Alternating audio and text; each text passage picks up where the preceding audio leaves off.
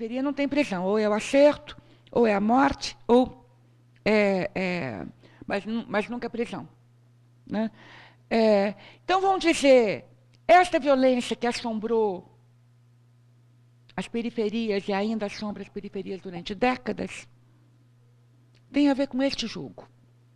Tem a ver com este jogo. Um jogo muito perverso. Né?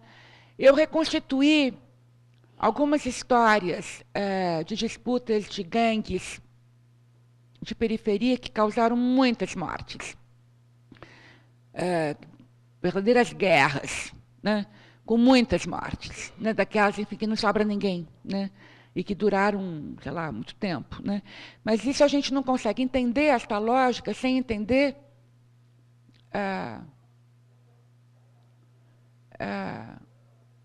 o mercado de extermínio, que era organizado pela polícia.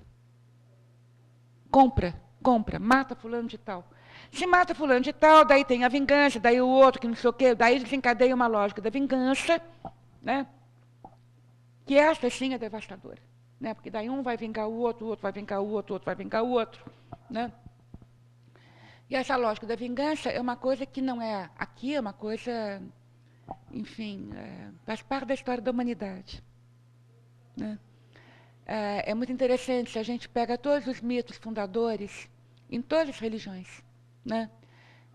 Sempre tem uma situação de uma vingança que vai gerando outra vingança, outra vingança, outra vingança, outra vingança, até a hora que acontece alguma coisa que a vingança, esta lógica é estancada, né? E onde, portanto, a ordem pode ser administrada. Né? Então, isso, de fato, é uma coisa devastadora. Né? Então, tem uma questão, eu não sei se eu já estou falando demais, no fundo, o que eu acho que tem uma questão que pouca gente discute, e eu ando muito empenhada em discutir isto, que é o lado propriamente político desta violência que assombra as nossas periferias. Né? Porque é um jogo muito intricado de relações. Né? Tem uma coreografia política aí, e uma cartografia política, que eu acho que a gente tem que entender no miúdo. Né? E desativar, eu diria, né, de explicar isso pela pobreza, né, de explicar isso pela... Daí tem muito divertido. Né? Teve uma vez que eu fui chamada para discutir um tal de um mapa da violência, que hoje em dia também está na onda, que tem mapa, né? Tem estatísticas variadas, então o mapa da violência, o mapa da vulnerabilidade, o mapa não sei do quê. E aí me chamaram para discutir, porque acho que eu entendo disso. E aí tinha lá, então, os mapas da vulnerabilidade. Eu falei, então tem muita...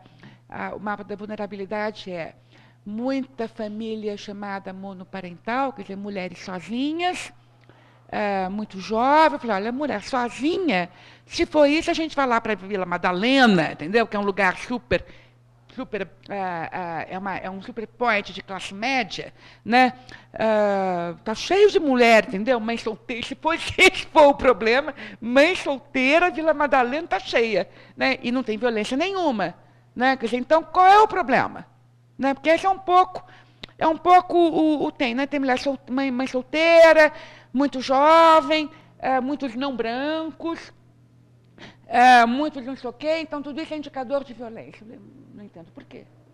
Né? Ou porque tem muita pobreza, não entendo por quê. Né? Então, para desativar todo esse jogo de estigmas muito pesados, né, que recaem, mesmo que venham com uma linguagem aparentemente científica, né, eu acho que no lugar disto, né, a gente teria que começar a fazer, de fato, uma cartografia política miúda, no miúdo, né? Deste jogo miúdo de relações envolvidas nas histórias de violência.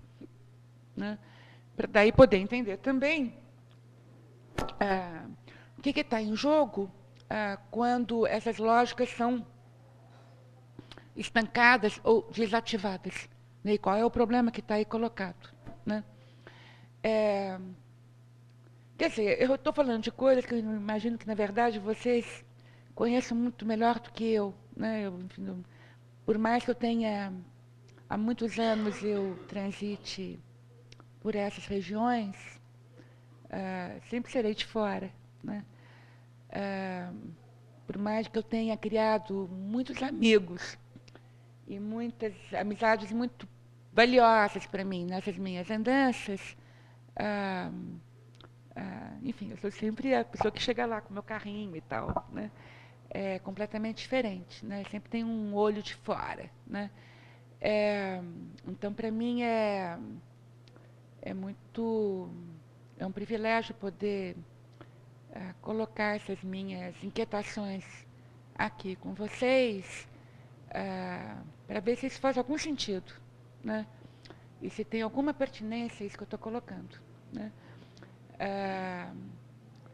Eu não sei se eu tenho mais a falar, acho que eu gostaria mais de ouvir e, de repente, a gente pode conversar mais sobre tudo isso. Eu teria, enfim, teria o maior prazer em discutir essas coisas todas com vocês, mas eu acho que eu já falei demais.